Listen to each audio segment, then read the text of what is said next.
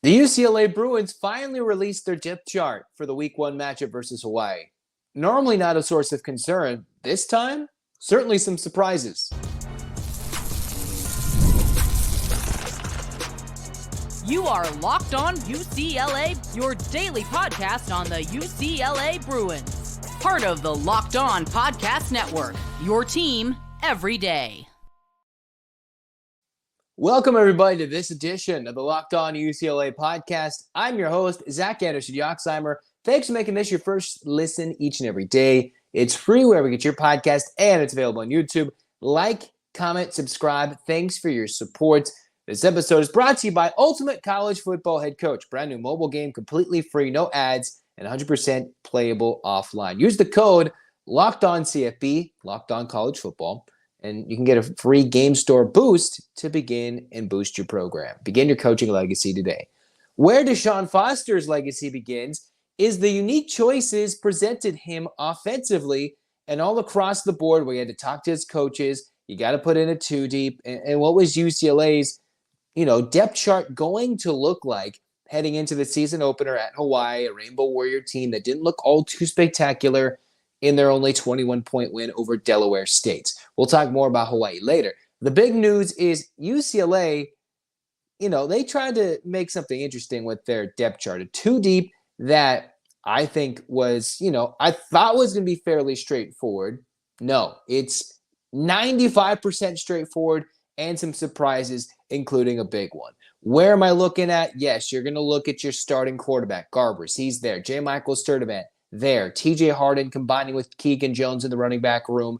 We knew that was the case. Adkins healthy enough. He's your starting fullback. The offensive line is all set between Unije, Holsteg, Carlin, DeGiorgio. Matavell's the tight end. And the one last spot I didn't mention on the offensive line, the right guard is Alani Makahele, who was somebody that wasn't exactly supposed to – he was supposed to maybe win that job as the transfer into UCLA. But it wasn't guaranteed after DeShaun Foster kind of left that as a question mark up in the air the last couple of weeks. Makahele is a redshirt junior, 6'3", 350. That's a big boy you want in the trenches to go against the big boys defensively that the Big Ten opposition will bring. Now, what am I missing here? What am I missing in terms of potential threats receiving-wise? Well, yes, you got Titus Mokiao-Atumalala. Quasi Gilmore's going to back him up. It's UCLA's leading receiver, Logan Loya, talking about the buffet, but he might be at the back of the line. Logan Loya, UCLA's 2023 leading receiver, is not in the starting spot in the two deep, okay? This is what Loya was able to accomplish in 2023. He was an absolute baller who put up numbers and was able to make things happen, okay? He had better numbers than J. Michael Sturdivant. He had more touchdowns than anybody on the team. I believe it was 5. And he's getting surpassed by Rico Flores Jr., the Notre Dame transfer who came in and basically stole his spot in terms of a starting position. Not that Loya's not going to play, not that that's going to happen. UCLA is way too talented. Their new receiver coach said, make it tough for me not to put you in the game, quote unquote. But it's unique to see a spot where UCLA's leader in his position of strength is getting, put to the number 2 spot. Rico Flores Jr., who was the number 2 receiver at Notre Dame last year, right? And that's a team that could run the ball. They had Sam Hartman at quarterback. They went 10-3. That is a kid who came in and earned his spot and beat Loya to week 1, beat him to the punch to be a starting receiver, all right? So that speaks to the talents of Mokiao-Atumalala, who's going to start at one spot. J. Michael Sturdivant has had a starting spot pretty much solidified since he came on campus after he just torched UCLA in the 22 regular season finale when UCLA played him when he was a member of the Cal Golden Bears. Now, what UCLA has is an elite receiving core that is almost untouchable across many Big Ten rooms and can certainly challenge some of the best rooms receiver-wise in the country. All right, so the right guard spot was solidified, and it's Logan Loya being surpassed as the starting receiver in the Eric Bieniemy offense. I wonder what went into it. Flores Jr. was, a sneaky hype receiver. I thought there might be an opportunity. You could see Loya Flores Jr. and J. Michael Sturdivant if you wanted to mix things up offensively.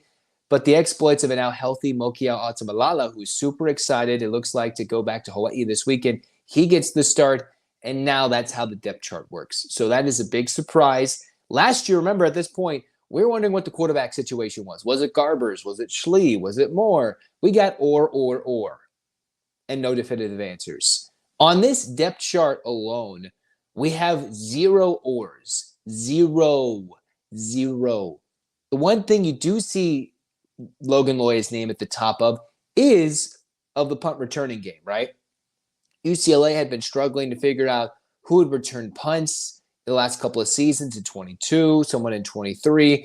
Loya had really solidified that spot last year as a guy who just wouldn't muff kicks. So he sits there as a punt returner. Okay. Now, when it comes to the kick return game, you're looking at the likes of Keegan Jones. I figured that would be pretty simple. We were waiting for a very long time when it came to, all right, who might return kicks? Keegan Jones is the guy. Okay. Keegan Jones. When we thought so many times last year, UCLA just didn't have the talent to return kicks. No, they do. They do. It'll be Keegan Jones, who is versatile, showcase those video game-like moves against Washington State. So those guys will still get their chances despite being second on the depth chart. We'll see a lot of Keegan Jones, change of pace to TJ Harden. You got some depth at fullback with Berger still trying to make his way truly into shape. And I wonder what Jalen Berger, the Michigan State transfer, is going to be ready for UCLA, whether it's a third tailback, however Bieniemy wants to use him. But the offense, the return game is set in 2024. Okay, that is what is unique about this team. We'll talk more defensive starters next on Locked On UCLA.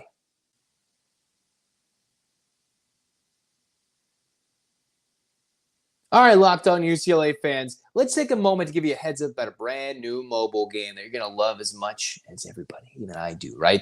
Locked On is talking about Ultimate College Football Head Coach. Amazing game and simulation so you can step into the shoes of head coach DeShaun Foster. Lead your favorite program, the UCLA Bruins, to glory. Imagine being the actual head coach of the UCLA Bruins. Recruiting players, hiring the coaching staff, training camps, school scholarships, and more. Can you handle the pressure in this ever-changing day and age of college football? What you can really love about the game is being the responsible person for calling offensive plays during the season. Strategic moves that will lead to success and shape the future and legacy of your program. It's completely free, no ads, 100% playable offline. Use the code LOCKEDONCFB. Again, LOCKEDONCFB to get a free boost inside the program. It's free, no ads, but you can get a boost inside the store. Download visiting ultimate-cfb.com. It's ultimate-cfb.com. Ultimate College Football Head Coach. Begin your coaching legacy today. All right, let's talk about the rest of what this depth chart says, all right? So the big stunners are Logan Loya, not a starter in the eyes initially. And while he's going to get some reps, he's going to make some plays. This is a receiver room that is so stacked, people are going to be probably unhappy, and they're going to have to earn their time. And if injuries do take its toll, so many guys can have an opportunity. Now, let's take a deeper look at special teams. What you won't see officially, though, is kick returner or punt returner in the depth chart. I'm just assuming we're going to see Loya returning punts, and I'm assuming we're going to see the likes of Brian Ford. Yes, you've got Keegan Jones right there returning. That's what I'm expecting, right? That's what we're expecting, but that is not officially on the depth chart. What you do have on this depth chart, though, is the punter, Chase Berry, right? That is the winner of the punting battle for DeShaun Foster's bunch, right? Brian Norwood, the new special teams coordinator. You got a whole new emphasis on recruiting, on everything else, and especially special teams, an area of the game where UCLA, quite frankly, needed to get much better. So you got a punter, and then what you got? You got Chase Berry as the punter, and then you have Mateen Bagani as the place kicker, as the regular kicker, the kickoff guy. This is a guy who won the Cal job coming in, not the number one on the depth chart. The Cal kicker struggled against Auburn middle of the year. And then you've got Bagani, who came in, made 4 kicks against UCLA, made 8 of his 9 field goal attempts, comes to UCLA. One of the rare things maybe Chip might have been able to get in the portal was a guy like him who clearly showcased his talent. The Bruins brought him to Westwood, and he should have a lot of fun kicking the Rose Bowl in a long battle against Blake Glessner, who was a transfer. But I think what UCLA's answer to their problems is, to the answers to the problem is, most importantly, Mateen Begani, a sophomore kicker that is taking the place of the former Montana State Bobcat who got the season started with the win against New Mexico. But the redshirt senior, for now, sits behind Begani, the 6'1 sophomore kicker. All right, and I think based off numbers, based on what we saw in last year's kicking game, maybe giving someone new a chance who'd solve someone else's kicking problem is probably the right answer here for UCLA. So the punter situation resolved. You've got Begani, who comes in, and he is your kicker, and that can maybe change some games if it's a lower scoring game. Can help UCLA get points and not just turn it over near midfield on downs or punt it away. We'll find that out later in the year. Defensively, this is what things look like on this two deep heading into the Hawaii game. All right. Now remember, Latsu for a long time never made it on the two deep. He was like the best UCLA defensive player. So not always can you trust these things, but this, I believe, under the DeShaun Foster method, right? You've got the new Big Ten thing where they've got to tell you if these players are available. The new day and age, we probably have a clearer look at what we're expecting UCLA to look like coming into this game. Okay, defensively, you got Jacob Busick, redshirt junior, edge. You got Tawia. We expected him to be interior big time right there. Keanu Williams, the interior defensive line between the former Duck and Williams, between Tawia, that is expected to be a strength of the D-line, while Busick is paired with Devin Apiu. If I'm saying that right, I'm probably saying it a little incorrectly, but right under him is the D3 transfer, Luke Schuerman, who's earned his way onto the two deep. And even, Ben Bolch of the LA Times writing about him. Even Ale Cajo was asked about Schuerman, about the D3 to D1 transfer. So right now he's on the two deep. He's number 2, but right now it's the redshirt junior who is just ahead of him in Devin Apiu over the redshirt senior. So your edge is Busick and Apiu. All right, we'll get that right as the season goes on. Your linebacker, source of strength, Medrano. You've got Oladejo. Your will linebacker is Cajo. All right. Behind them, you've got Jalen Woods, Carson Schweinsteiger, and then John Vaughn. So you've got a lot of guys who've got some time in a room. While they are changing position, coaches can be a source of strength, and they'll only be utilized as a source of strength if the D-line can get some pressure and not allow so many gaps on the run game. So that is what you got. A lot of experience is what the secondary looks like right now. Again, you've got KJ Wallace, your starter, Devin Kirkwood, one of the corners. He's going to be the left cornerback. You got Brian Addison, the 20th year veteran, right? 7th year kid coming out of Oregon. Ramon Henderson, the other free safety, and the other safety. And then you got Jalen Davies. So a couple of guys you expected to make some plays for the Bruins this year. You got Cajo back from injury, hoping to make some big things happen. And then underneath, you got Kalen Moore, I believe a transfer coming in UCLA. You got Joshua Swift, who, remember last year, Alex Johnson wore the number 36, made quite a few plays. You hope the same success happens to Swift in this upcoming year for the redshirt senior. And then Kanye Clark is the backup to Devin Kirkwood with DJ Justice just behind KJ Wallace. So a lot of transfer-heavy starts, right? Technically, if you think about it, Jalen Davies, long-time transfer.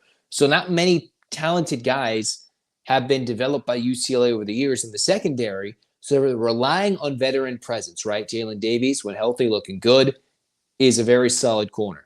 Devin Kirkwood, who did lose his spot last year, will have to come and have a good year as the left DB. And you're relying a lot on guys who haven't played together, communication, but between Henderson, between Addison, guys who have kind of earned their spots as the number 2 underneath them, UCLA should have quite a bit of depth in the secondary with what it looks like in your 1-2-1-2. That it's a whole job for Ikaika Malloe, right? Between improving the special teams, improving now for Ikaika Malloe defensively, right? When he communicates with Brian Norwood, who's kind of 1-2 as the special teams coordinator and in one of the secondary coaches for UCLA, they have some talent in various spots. The linebacker room is very talented. The secondary will be tested, but they've got a lot of guys who played some downs at various spots coming together during various times of their career.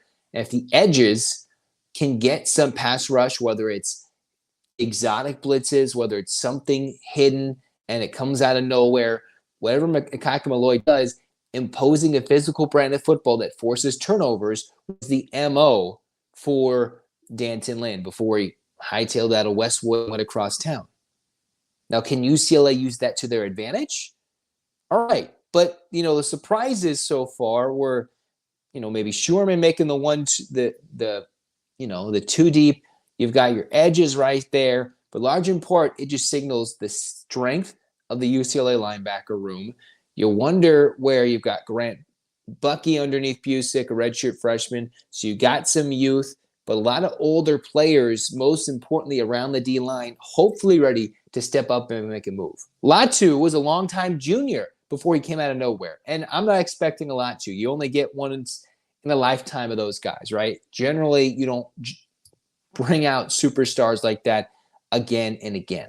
But they can find guys like the Murphy twins, Gabriel and Grayson, just any sort of that, replicate the success from the linebackers where Medrano was a standout last year. The defense could surprise. I'm not saying it'll be exactly a number one defense, a top 10, top 15 defense, where the better defenses UCLA's had all time.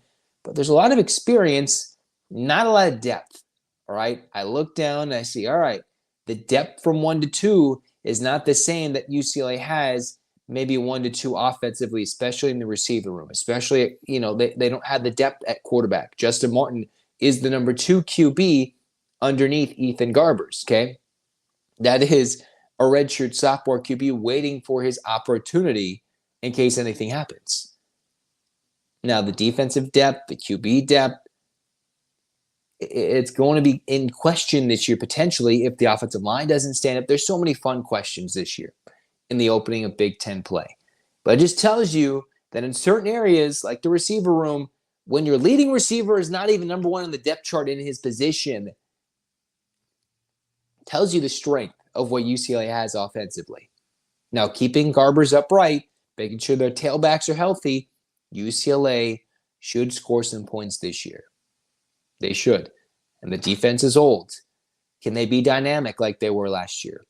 I'm not going to put my money on that. But I will say they played a lot of football, and if they can come together as a group with a united effort to force turnovers and prove everybody wrong, then we could be in for a fun season at UCLA where they're not winning 3 games, but 4 to 5 more games than people are projecting them currently. I've seen them projected to win as little as 1 game. I don't think that's the case. I think that's a slap in the face. And this depth chart reflects the strengths, a surprise within the strength, and the limited depth UCLA has in 2024 because Chip Kelly just didn't recruit this roster well enough and didn't care at the end about the high school recruiting, which is why the importance of DeShaun Foster going forward is to replenish and build. Because what's funny is this defense could play a lot better than it will next year. All right, we could still have a defense that looks closer to 2023, a defense in 2022 that was slightly opportunistic, that wasn't, that still had to go through different challenges, right, in 22, but they were better than 21. 23 took the next step. I'm not sure we're going to take that next step in 24, but it could look closer, and 25 could be that down year because that's when the old guys all leave, and they're not going to replenish everybody in the portal. It's a very old defense with limited depth, but there will be some games when everybody's healthy, they could put together an effort that I think will stun some teams, which is why the early part of the season is big for UCLA to make a statement and procure some upsets. And I'm not saying they got to go beat Oregon and LSU, but winning at Rutgers, maybe, Nebraska's still at that point. But earlier games, getting those dubs will be imperative for UCLA to hit a bowl game and move forward. Okay. But moving forward in this pod, we're talking the announcement officially of the New Mexico game and the fun scheduling we're going to have on November 8th. Next on Locked On UCLA.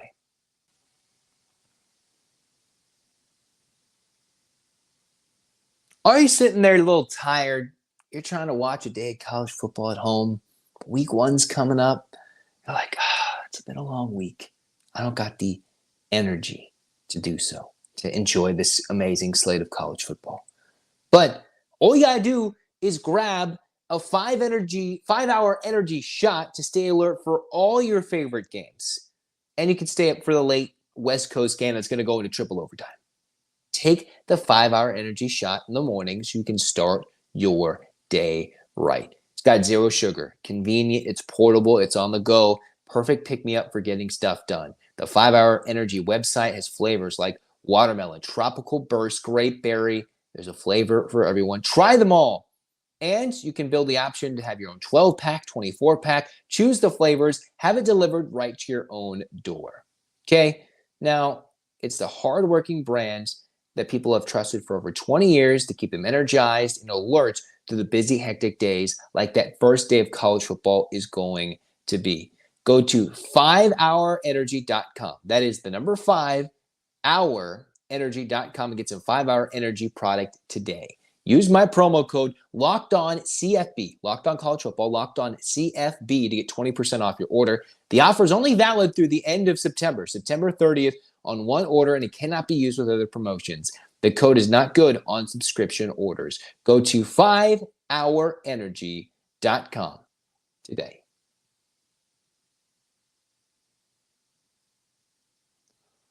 Cruising on to the final segment of Locked On UCLA, we've talked the big surprises officially of the depth chart that was released by UCLA on the Monday of the week 1 schedule as they prepare to head to Hawaii in Honolulu and take on the Rainbow Warriors, who were 1-0, but really did not impress in a game. They were 40-point favorites and only won a game that was tied after halftime by 21 over one of the worst FCS teams in the country last year. We'll talk more about Hawaii and Delaware State in that game in later Locked On UCLA podcasts in this week. So stay tuned for more content there. Where we do flip is back to basketball. The Bruins officially announced, right? And I was shocked, quite frankly. We didn't see anything from John Rothstein excited about the announcement, even though he did talk about it on the pod with Mick Cronin. So it was a dirty little kept secret that we knew it was possible. UCLA has a Friday night matchup in Vegas, technically Henderson, Nevada, at Lee's Family Forum. It's in Henderson, Nevada, and they take on the New Mexico Lobos. It's week 1 in a top-tier conference basketball slate, right? When they play Arizona, as we expect to think, mid-December, earlier December, that's supposed to be the premier switch from college football into college basketball non-conference slate. However, now, for UCLA, week 1, they're going to get tested against New Mexico, coached by Richard Pitino, who formerly coached in the Big Ten. So he's got a pretty solid program going. Got a game that's a little closer to New Mexico. Neutral site.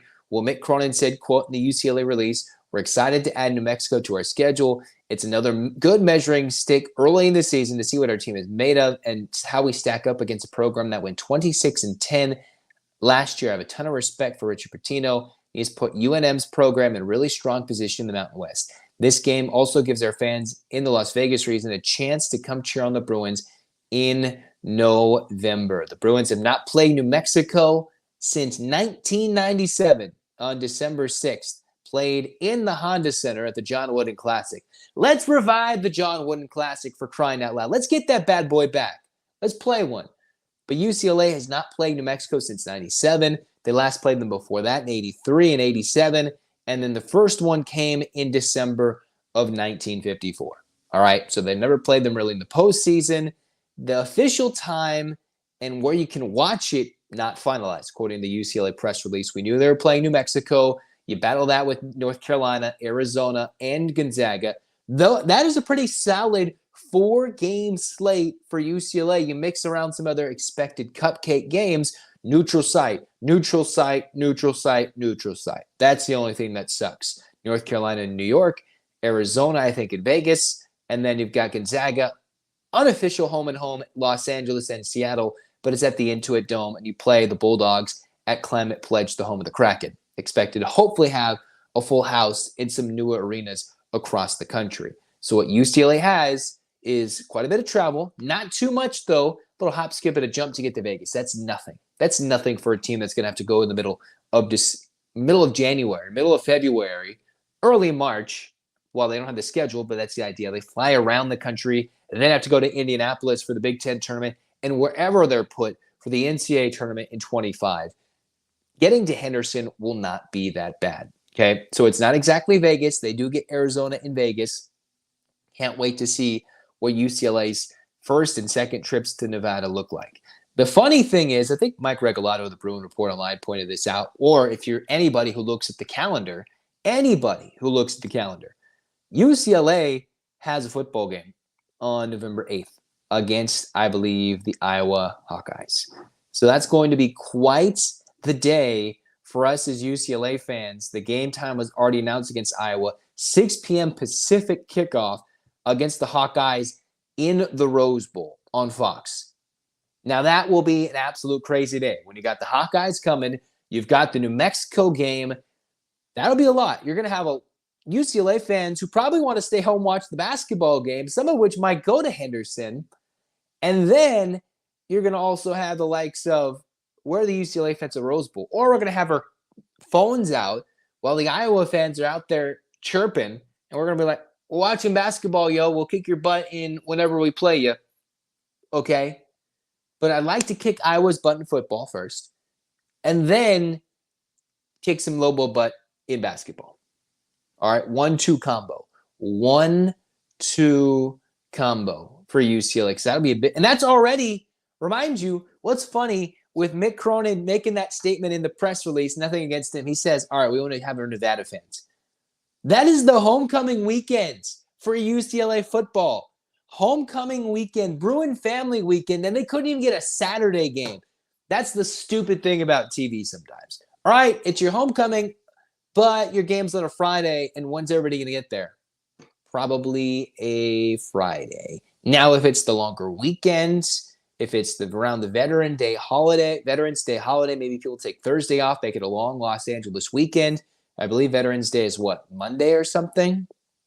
If some people observe it the Friday, the Monday, however it might be, with the next Friday being the trip to Washington, it will be a lot. It will be a lot for UCLA to try and battle and take a hold of that day. Homecoming, while trying to get your fans to care and not get oversold by the Iowa fans that are going to invade the Rose Bowl on a Friday night, early November, to see much better weather. And then homecoming, so we hope there's a lot of UCLA fans there, as all our attention will be to see this team in Henderson, the basketball team, all at once. So I like the idea that we got 4 games. I don't like them that they're all neutral sites. Let's get back to home and home and see what teams are truly made of. You can earn more points by going and doing a road battle and still coming away with some good grades. Whatever, I guess people are scared nowadays. And TV contracts, easy travel. It's easy to get those 1 games in neutral sites to prepare yourselves what it's going to be like in the NCAA tournament, where it's a neutral site game in the West Coast, Midwest, South, East, Northeast. All right. So that's what UCLA has coming up their schedule. Football homecoming, basketball, second game of the year, probably. It's going to be intense. Intense. Release the basketball schedule. Give us all those football game times. I mean, we have some of them. We're not going to learn some of those for a while. It will be nuts, which is why you should sit here, stay, like, comment, subscribe, download the episodes, review. Thanks for your support. What we're talking about next is UCLA basketball recruiting. We'll get into Hawaii in week 1 and what it takes for UCLA not to just win, as they're going to be expected to do by 2 or more scores, but what they're going to need to do to be impressive and keep UCLA fans salivating for more when they wait 2 weeks after they return home to finally play at the Rose Bowl against Indiana. There's a lot to handle right there. There's a lot. So I can't wait for that. Get your hands up, Bruins fans. 8 clap time. Can't wait for more content. And 1, 2, 3, 4, 5, 6, 7, 8. UCLA. UCLA. Fight, fight, fight. This has been Locked On UCLA. Zach signing off. Go Bruins.